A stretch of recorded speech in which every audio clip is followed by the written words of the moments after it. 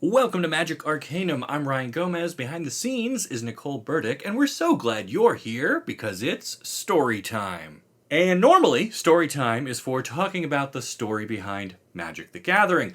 But I've been wanting to grow the channel a bit and try out new things. So today's story time is about Disney Lorcana.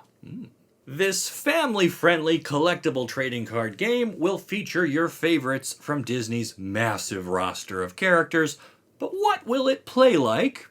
And why should fans of Magic care at all? I'm going to answer that right after I thank Into the AM for sponsoring today's video. Use my link down below and you can save 10% on everything, including graphic tees with designs that feel like they leapt out of the frame of your favorite Magic cards. These shirts don't just look great, they're super comfortable and have that tailored fit that takes you from boxy to foxy in no time. Their Summer Never Ends sale is happening right now too, making this the perfect time to refresh your wardrobe. The days are getting colder, but you've never looked hotter. Alright, now let's talk about the House of Mouse. Disney Lorcana won't be available until the second half of 2023, but they've already previewed 7 cards from the game's debut set, which is called the First Chapter. While experienced gamers will probably immediately recognize basic features like resource cost and values for attack and defense, we don't yet have a full set of rules, leaving some mechanics open to creative interpretation. A company called Ravensburger is in charge of developing the game, and that's comforting because they've worked with Disney before and have proven themselves worthy with the success of their 2018 game, Villainous. And Villainous is fine. I would not be embarrassed to have a copy of it on my gaming shelf. In fact, it is popular enough to have earned many expansions, drawing from Star Wars and Marvel, along with the more classic Disney, villains. But Ravensburger realized how big of an undertaking a trading card game really is, so they also brought in some former employees of Wizards of the Coast. You know, the people who make magic. So that gives us a pretty solid foundation, I'd say. We've got a long-standing gaming company who has experience working with Disney's intellectual property, and they are treating this like a serious collectible card game. We know that because they made 7 cards available already, exclusively found at the D23 Expo, a big event celebrating all things Disney. Attendees could score 1 card for free just by showing up, and they could buy a boxed set with 6 more for $50. To be clear, all 7 of these cards will be printed in the game's first set, which isn't due out for another year, but these versions do have a special foil treatment and unique watermark stamp, which makes them a true collectible. And before we even talk about the game itself, I think this is already one huge advantage Disney can leverage over Wizards of the Coast. They can have regular cards in boosters to keep the game accessible, but have all sorts of special promos and alternate versions you can only get by attending their theme parks, or in bundles with their movies, or with other games. This will create an insane marketplace for collectors, without trampling over the people who just want to play the game. But all of this is meaningless if the game ends up not being any good. So let's take a look at the 7 cards revealed so far, and see what we can make of them. First, we've got Captain Hook. It looks like he costs 1 resource, which I think they're going to call ink, but we're not sure yet how you create it. My personal guess is that you'll put any card from your hand face down at the start of your turn into your ink well, just to make it more forgiving. But that is just a guess. Notice Captain Hook has a subtitle to his name, and then a row with some other information. Dreamborn, Villain, Pirate, Captain. Next to that are what we can assume are his challenge numbers. Now, Disney is probably going to avoid using terms like attack, as they want to be non-confrontational, but conflict will still be a part of the game, as we can see from the other text on this card. Like the fact that Hook gets +2 when challenging. The closest equivalent to this would probably be a creature in Magic that gets +2/+0 when attacking, like Adanto Vanguard. Add in some flavor text, and we've got a pretty good idea of how to read Lorcana cards. But there is still one mystery, and that's this sort of diamond symbol on the lower right edge. As we look at the other cards, watch how those diamonds change, because I have a theory as to what they mean, but I will share that a little later on. Up next is Cruella de Vil from 101 Dalmatians. She costs 1 more than Hook and has slightly better stats, plus an ability that triggers when she is banished as the result of a challenge. So this tells me you can probably use your characters to challenge specific opposing characters rather than going after a player. If your opponent challenges your Cruella and uses someone with power more than or equal to her defense, she's banished, which is a less violent outcome than being sent to the graveyard. But if the game is just challenging each other's characters, how do you actually win? Well, I think rather than starting with a life total you have to protect, like in Magic, instead you need to earn points by exerting your characters without using them for challenges. And I think that's what those diamonds are. On my turn, I can either use my Captain Hook to challenge your Cruella, or I can turn him sideways and gain 1 diamond. Maybe the first player to reach 20 diamonds wins.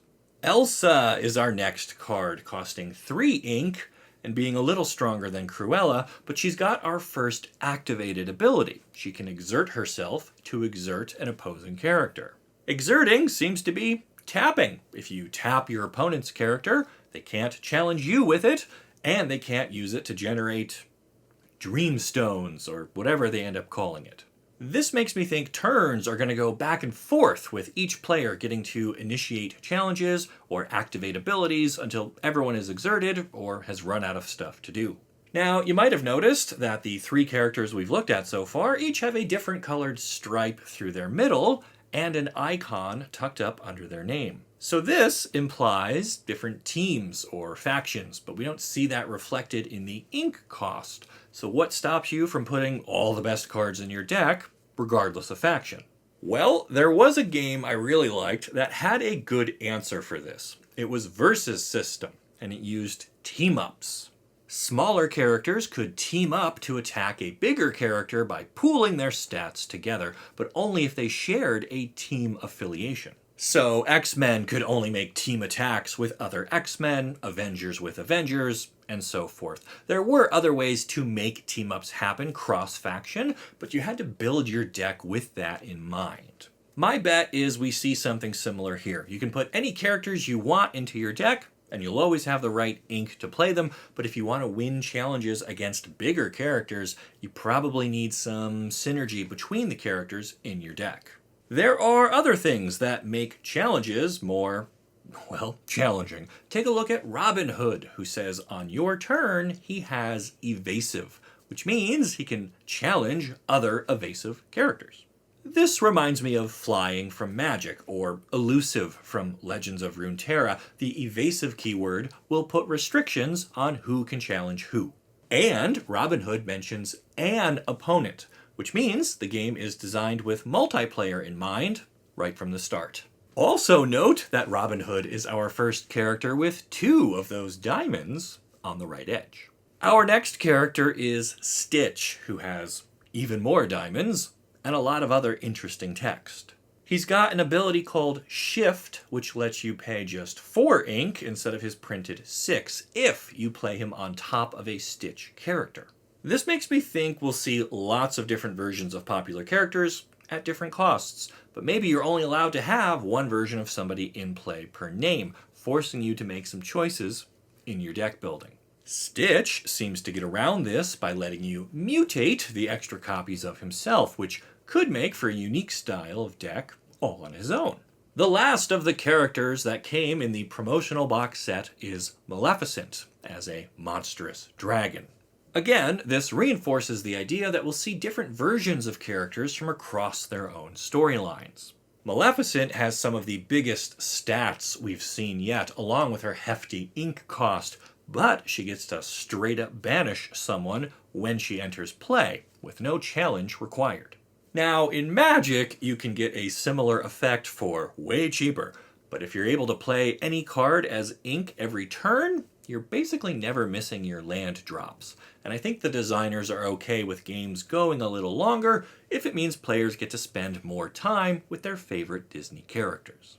And that brings us to Mickey Mouse himself, one of the most iconic characters of all time. He isn't included in the promotional box, but you could snag a copy by attending the D23 event in California last week.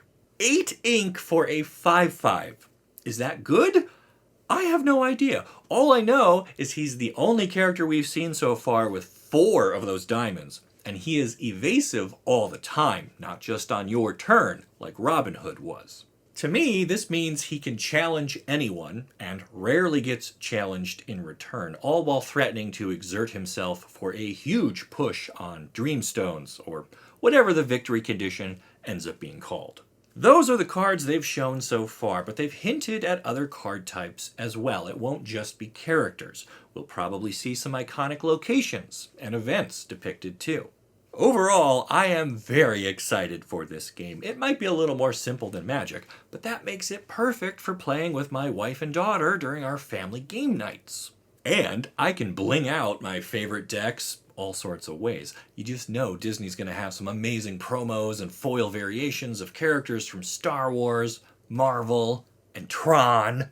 Yeah, my kid can have her little princess deck with Elsa. I'll be on the grid, thank you very much. But what do you think? Will the mass market appeal put pressure on Wizards of the Coast to up their game? Will speculators and collectors make it impossible to find Lorcana cards, like when they bought up all the Pokemon? Or will this game perfectly thread the needle and provide a family-friendly option for game night, while also taking in insane amounts of money for the House of Mouse?